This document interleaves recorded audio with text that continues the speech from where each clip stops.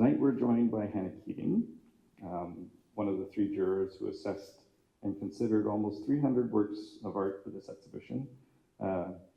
We'll be hearing her perspective on the jurying process, the decision making, and get some insight into what she's looking for when assessing artworks. Hannah is a curator based in Peterborough, Ontario.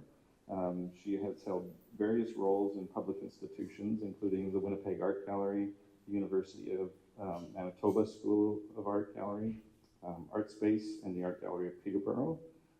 In her current role as associate curator at the Robert McLaughlin Gallery, she curates exhibitions and public programs, coordinates the RBC Emerging Artists Residency Program, and works closely with community partners. She has a master's degree in art history from Carleton University. So if you could help me welcome Hannah. Hi, everybody. It's such a pleasure to be here. Yeah, I will say that when I arrived on jurying day, it was actually so overwhelming. There were so many pieces in here, and as Jeff just said, in the back room. And there was just like so much beautiful work. And I thought, how are we going to do this? So yeah, congratulations to everyone who is included today, but for sure, there was so much beautiful work that left the door the next day. Encountering this work for the first time, I just loved how like luscious it felt. The material is so soft, and you can tell that it's somehow being lit from behind or below, and that quality of light coming through a sheer fabric just was like very mesmerizing to me. And I really enjoyed this composition too. You're sort of like looking here at the bottom, you can tell that it probably is a garment, but it almost is taking on like an abstract quality in this composition. So yeah, color, composition, the texture, it all just was like really delicious. It's almost like a sculptural quality to it, like it reminds you of like Renaissance marble in a way, like those folds in the fabric. There's the subtle sort of tonalities, the luminescence of it. It's just, it really popped. So it is a garment. It's a vintage silk slip that I've worn in my self-portrait work over the last 10 years, actually. So for me, it carries a lot of meaning and history, and I was just really drawn to working with it as an object, as just an empty vessel that kind of carries its own meaning. So yeah, it kind of became like a symbolic representation of my own journey as a woman, and the tension that I feel sometimes, like being drawn to nurture, but also feeling kind of confined in that role sometimes. So yeah. This work is an example of one where once I saw the title, I was like, I love it even more. So this is a beautiful work by Shirin Hashemi, and it's called Self-Portrait. So suddenly this like maze-like architecture with its many rooms and its doors with locks, and you know, there's this one with all this packing packed away. Suddenly when I hear that it's a self-portrait, I'm like, wow, the psychology of a mind. But beyond that, I mean, it's so skillfully executed. I think we can all sort of appreciate how many details and how precise the rendering of these different rooms appears. Like it draws you in, right? Like the composition is one that sort of meanders, and it is layered, and you even have some of that three-dimensionality with the choice of sort of a relief with the wood on panel. Yeah, it's just so fascinating. You can almost get like lost in it. We were just so intrigued by this piece. It was one of those ones where you sort of look at it and you look again. Once you see the title Delirium, suddenly different sort of meanings are coming to my mind. But this sort of the annotation on the inside of this sort of like mirror frame has a sort of like urgency to it. So it left us, I think, with a lot of questions. We're like, I wonder what's going on here. But it was just like, it felt like it was taking some risks. It felt like it was using materials in some interesting ways. This grew out of an experience, and someone in the family had post-surgical delirium that threw the whole house into a complete spin. And as a caregiver, I was sleep deprived and trying to keep track of everything. And at a certain point, I just said I need to ground myself. And so I picked up my pencils and I started to draw. So the clocks, I don't know if you can see, there are clocks with the pills inside. So every single one of those pieces of medication existed in real life. started with just the grounding for me to just sort of make some sense out of what I was doing. And then the mirrors, the idea behind the mirrors is that it just kept going and going and going. So from the side, you can sort of see that going forever. And then you'll see around the outside are the, you can see them sort of better from one side than the other. Maybe they're silhouettes of people that were living in my house that weren't really there. So the hallucinations are there. So it grew out of an experience that I needed to kind of make some sense out of, and that's what it is. What caught your eye about this first, maybe? I mean, you know what's funny is the first thing what caught my eye was the fabric looks quite used. Like it has that soft quality, you know, when you have like sheets that have been in the family for like decades and they're so soft and almost worn out. I remember like just approaching the work and kind of feeling that this blue fabric was like that. It was used. And I just like the spirit of that. Like the history of quilt making does include this sort of like the use of scraps to make something new. And I think all of us were really taken by the color scheme, which was like a bit chaotic and unexpected, and these sort of like color combinations. There's a bit of happenstance in there, but also they're really satisfying. Like we all just could just like stare at it forever. Like we're just sort of, kind of engrossed. It's very intriguing. Again, it was one of those ones where we weren't totally confident what was going on. Having read the artist statement, I know that the artist was inspired by, there's like certain type of fungi that like invade the bodies and minds of insects. Which I have seen in different, zombie ant, in different nature documentaries. And so this is sort of an interpretation of that process where a being is sort of like overtaken and is forced against its will to sort of move and behave in a way that is in service of what the fungi wants, not what the insect itself wants. Which again, how funny, like, I mean, this feels so playful and happy. And there's like a joyfulness to this work, and it's so fine and delicate, and it's like really beautiful. And then there's this story, which is like so spooky. I think there was something in how fine the production of that caught the jurors' eyes as well. I mean, the sort of like graphic nature of both of them, I think, was really attractive for all three of us. I think we were initially quite taken by this work. The fact that it was wall mounted and had this like really interesting elongated composition. I think we were also quite perplexed as to what the material was, so we were sort of investigating and trying to put it together. I don't think we guessed eggshells though. So this work is made from crushed eggshells on a terracotta roof tile. Yeah, it just felt very inventive. It felt new. It felt interesting. First of all, Olivia, we were struck by the scale of this painting. It's so big, and it feels like it needs to be, and it should be. We were also, I think all three of us, really intrigued by the color choices.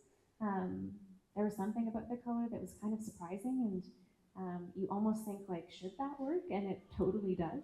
And we just loved how energetic and layered the composition was. Like you're constantly sort of like meandering, your eye is just like bursting across the surface of the canvas.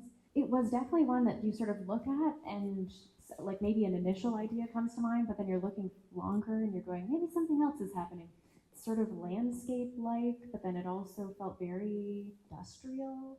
And there's this sort of like interesting play of these like almost schematic drawings over top of a landscape or a sort of factory space almost. I think we just felt that was very successful. Like the sort of integration of these different planes felt exciting and intriguing. I'm curious to know if you have like a composition in mind, or like these different layers, is it you build them as you go, or do you have a plan in advance?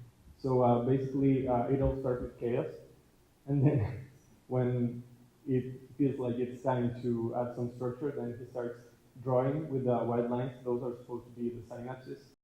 Yeah, I don't know. I think we all walked after this and we were like, we like it.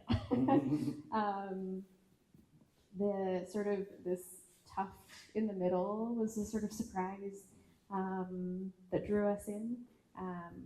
We also love the color palette. I don't know what materials actually you're using, but I wonder if that's something that you can speak to a little bit more. Yeah, so it's just a beautiful textile work. So maybe I'll just pass it out to you. Hi. So I've been doing a series of manhole covers in e-cat weaving, so it's tie-dye. And this is the Bell telephone, which is the one that I like. And in Stouffville, you have them right down the sidewalk of Main Street. And this, I'm also like experimenting with different things. So this is black walnut and indigo dye, and also milkweed fiber. So there's a few elements in it, including that central element, which my kids like to call a mustache, kind of like a Lorax mustache. And so I'm experimenting with the materials and the colors, and it's all different natural materials, including hand-spun milkweed that I've added into. Like there's an element of disaster to me that I read at first. But once we sort of sat with it for a bit longer, it was actually maybe a bit more light-hearted. You know, like it makes me think of like a fire or something happening in the distance. But then it also could just be like a spark of energy, and in a more abstract manner, something quite hopeful and exuberant. You were looking at it as a fire, it would be like a sad meaning, but just it's light, and then breaking light through darkness and brightening up your sad situation into like getting through your darkness and bringing some hope, bringing light. Similar to what Jeff, you just said about the sort of alchemy of encountering a work that you don't have the information for, is that of course we all bring ourselves to the interpretation of a work, and it's kind of interesting to imagine that depending on the day or the mood, you might interpret this work in different ways. Yeah, I mean, I think that it's when simplicity sort of like evolves into complexity. Like it does have a sort of restrained, like the palette is really delicate. It's not like, it's funny, it's like there's all this energy, but at first it feels serene. Like the composition just felt really satisfying. Like, and every gesture felt meaningful, feels complete and feels resolved. But then you spend time with it, it immediately was sort of like bringing to mind it's an abstract painting, but it evoked, you know, nature for me, and like a landscape. And even though it isn't actually, you know, there's no horizon, it's not articulating anything in a realistic way, and yet I had this impression of like space, that like it feels spacious and it's tiny. So that I think is, at least for me, what was working. Do you want to talk a little bit about what inspired the work? Sure. I do say in my statement, like, it is inspired by nature, and you know, I often walk, like take long walks alone, just as a way to reflect and introspect and heal.